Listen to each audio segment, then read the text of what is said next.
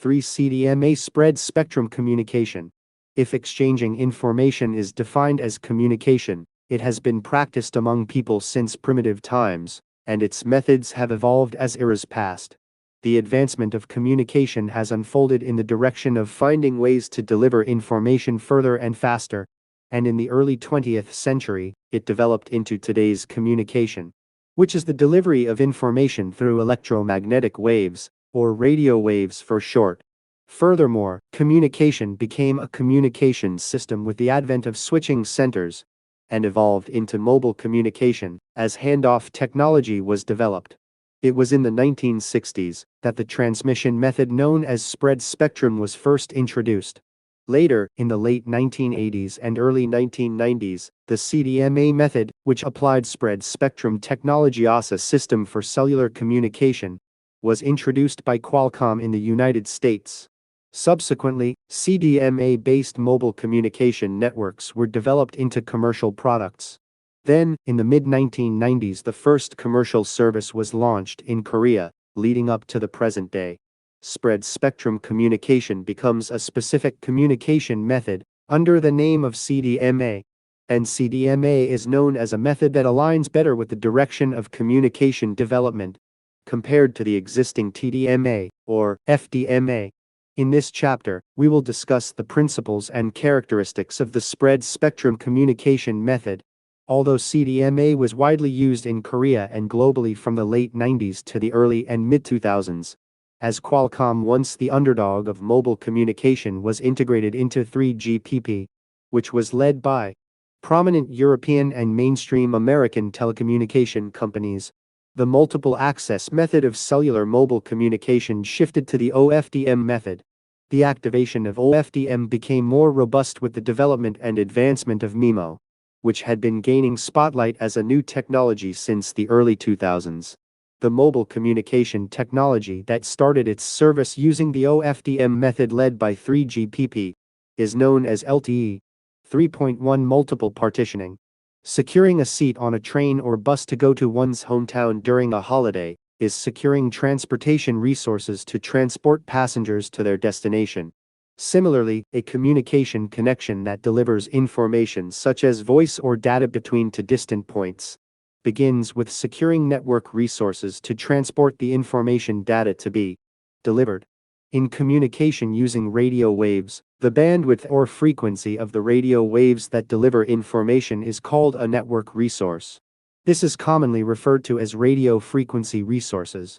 Just as two people cannot share a single seat, radio frequency resources must be allocated individually to each person. However, as the number of people wishing to participate in communication increases, we come to realize that the resources to be allocated to people are finite, and using those resources effectively emerges as a new issue. Since many people want communication services, a method to effectively divide and use limited wireless resources is required.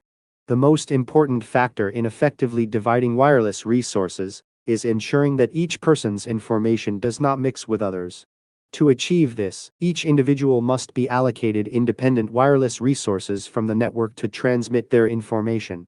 Wireless resources allocated from the network are called network resources. Therefore, a network manager must divide network resources so that multiple people can each use unique network resources. To meet the goal of sharing network resources, the first method attempted was the frequency division method, which allocates frequencies to each individual. Each person tunes their transceiver to a different frequency band to speak and listen through that specific band. However, this method also has limitations. Since the total frequency band is fixed, the frequency bandwidth that can be allocated to an individual is also limited.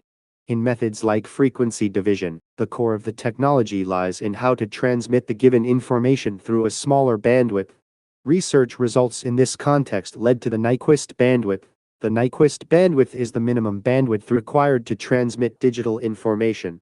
To transmit information data intact, the Nyquist bandwidth must be guaranteed. That is, the transmission bandwidth must be equal to or greater than the Nyquist bandwidth. However, as the number of people wanting communication services increases, this method reaches its limit. This is because the limited total network resource, the frequency bandwidth, cannot be divided into infinitely small pieces. The method that followed frequency division is the time division method. Time division, or the time division method, is an extension of frequency division, where a divided frequency resource previously allocated to one person is shared among several people by dividing time. In other words, each person uses the frequency divided band by sharing time. Time dividing a given frequency band means that while people use the allocated frequency band, they transmit their information only during their assigned time interval, known as a time slot. This also cannot be divided infinitely, as a minimum amount of time to use the frequency band must be guaranteed. In this respect, time division and frequency division are both methods of sharing resources based on the similar standard of dividing limited resources into fixed sizes. Meanwhile, unlike the methods of dividing network resources in FDMA or TDMA, there is a method that represents a paradigm shift in how network resources are partitioned. This is CDMA, the code division method. That is, code division means that each person using network resources communicates using a unique code. And this implies that the people using network resources share the power of the frequency band they occupy. This method may seem somewhat counterintuitive, but it involves everyone using the entire available frequency band together. It means the entire frequency band is shared. One might naturally think that if everyone uses the same frequency band, interference would occur. However, that interference occurs because all receivers are tuned only to the same frequency. In other words, if each person's signal is distinguished by a factor other than frequency, and the receiver tunes to that distinguishing factor, then each person's signal can be distinguished just like in frequency division. Here, that new factor is called a code. By using the codes allocated to each individual, it is possible to communicate by distinguishing each person's signal.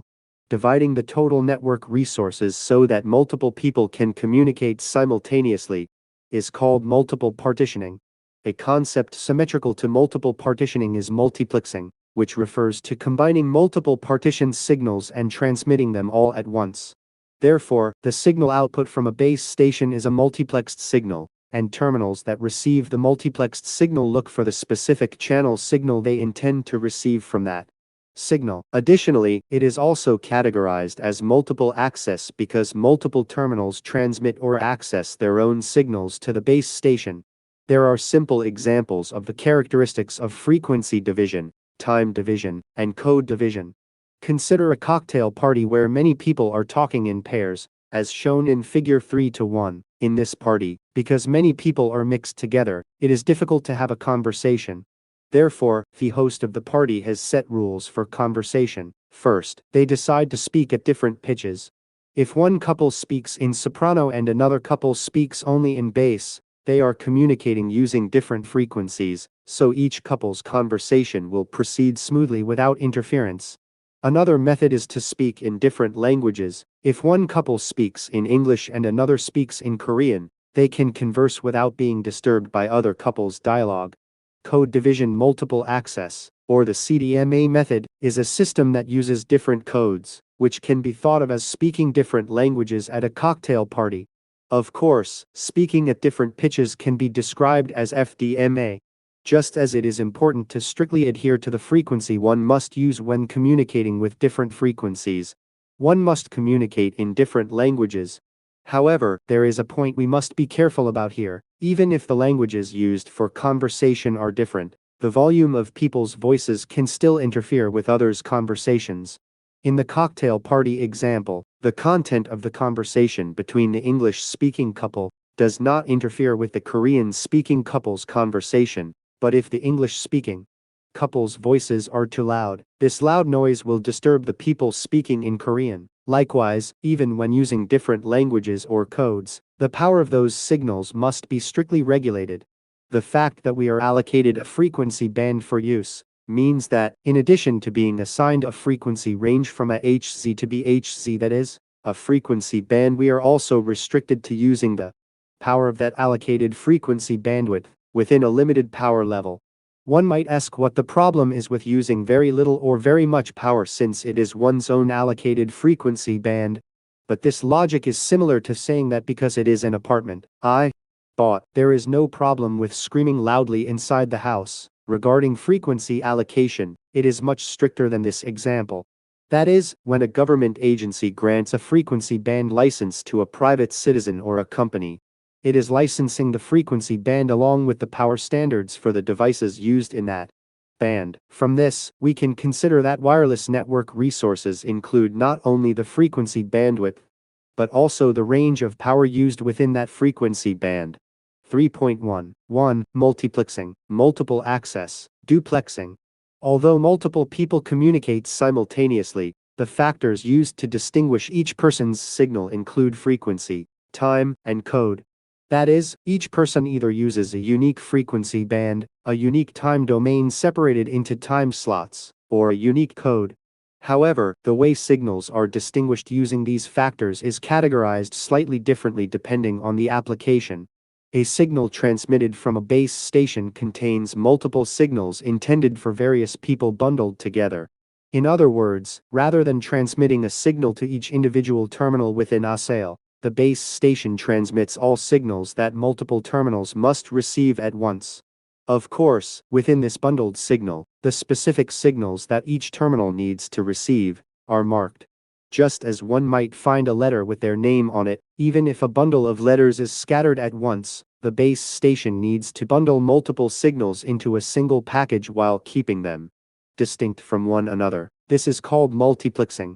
Multiplexing distinguished by frequency is called FDM, frequency division multiplexing. And multiplexing distinguished by code is called CDM, code division multiplexing.